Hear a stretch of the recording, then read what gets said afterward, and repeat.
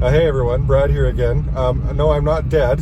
It's been a very long time since my last video here, so I apologize for that. But in this video, I actually want to go through a list of questions that I'm lucky enough to have been provided by my subscribers, and just some comments that have come along in general. So some of this stuff I've covered before, but I wanted to put it all in one video to make it easier for everyone just to watch and get an update on. So if you're interested in that, I hope you stick around, and as always, please consider smashing that like button, and if you're not already a subscriber, please consider subscribing as well. That helps me out a lot. And otherwise, if you're interested in anything and all things Honda Clarity and my ridiculously long, soon to be even longer love affair with this car, 20 months and counting, please stick around.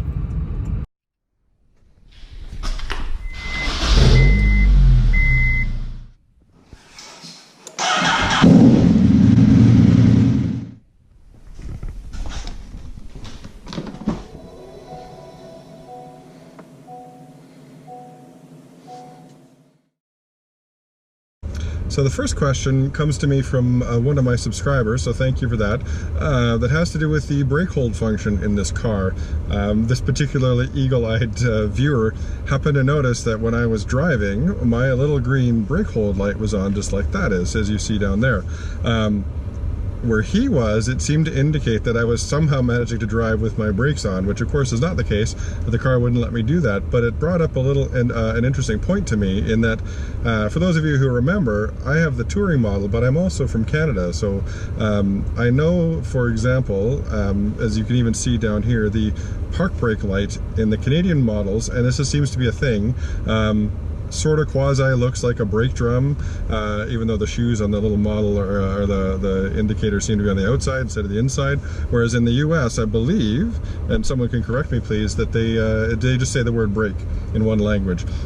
So perhaps that's why I have a slightly different brake hold indicator than you folks. So what this fine gentleman happened to notice. So I'm going to drive away here, and you'll see that the brake hold light that actually says brake hold is on, and then as I slow down to a stop here, the actual indicator that it's stopped and holding me will come on. So that's the little green thing down there that says A for automatic braking. So I'm actually curious now if both of those indicators are shared in the Canadian model, i.e. I happen to see them both right now, but in the US model it may only be one, just due to the nature of the laws down there. So that's interesting. But as I say, as you can see, I'm doing it right now.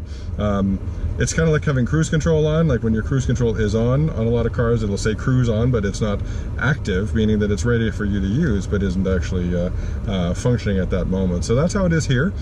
Interesting, just a little trivia, a little small piece of trivia about the difference between perhaps my car or the Canadian cars, European cars, etc., and the US. So anyway, that's interesting. I'd love to know what other viewers, and if you have the same car, obviously, if you have the same or different brake hold indicators, and as I said, park brake indicators. As I pull that back on, you'll notice that mine's slightly different there. So let me know in the comments if you would. On to the next question. So another query that I received from a subscriber has to do with the park brake coming on automatically in certain situations. Now, obviously not while you're rolling, that would be terrible, but again, I've noticed this as well, and allow me to describe the scenario briefly how that happens. So I have the brake hold on, I have my seatbelt on, that's important. Park brake is off in this case, and the car is obviously, as I'm rolling, is not in park. But say I come along to this, I just got to get off the road here. So say I come along and I'm in drive and I pull over, and then what I might do is I pop off my seatbelt. And then what will happen is, and you can see right there, it automatically engages the park brake.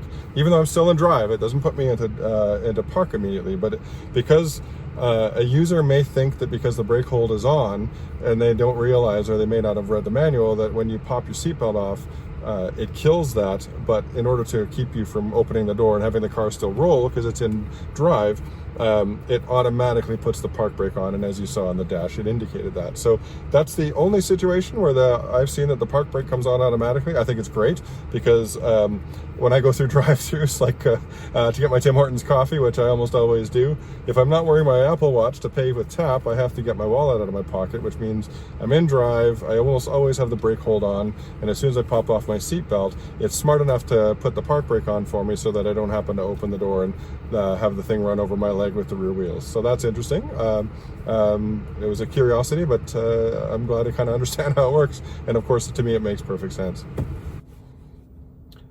Question number 4 I received was something I've covered in other videos, very specifically.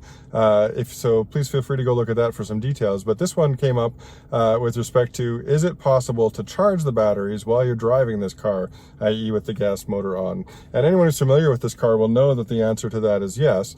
But allow me to put on, to show specifically what you can do there, so that when you're driving along, you know, if you're have to drive into somewhere, like a downtown that will give you benefits for going on EV, or if there's, you know, like London, England, apparently you'll have to pay a toll otherwise.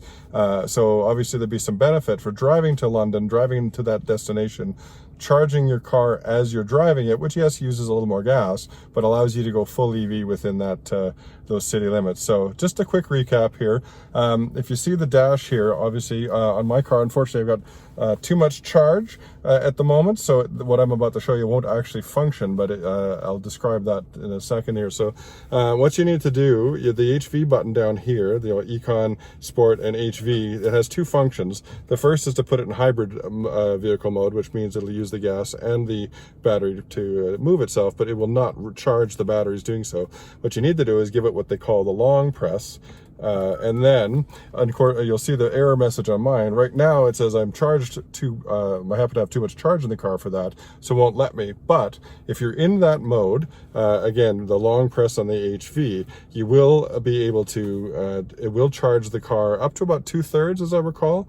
That's the maximum that the ICE can actually charge the battery. So, again, it can do it. It's an interesting feature. I find myself not using it where I am, simply because I don't really need to, but you know, again, in the scenarios that I dictated earlier, it might actually make some sense. So it's a cool feature. You know, why have, you know, if it's a feature that not many people use, then fine, but it is there for those who want to use it. So anyway, on to the next question. Thanks, folks.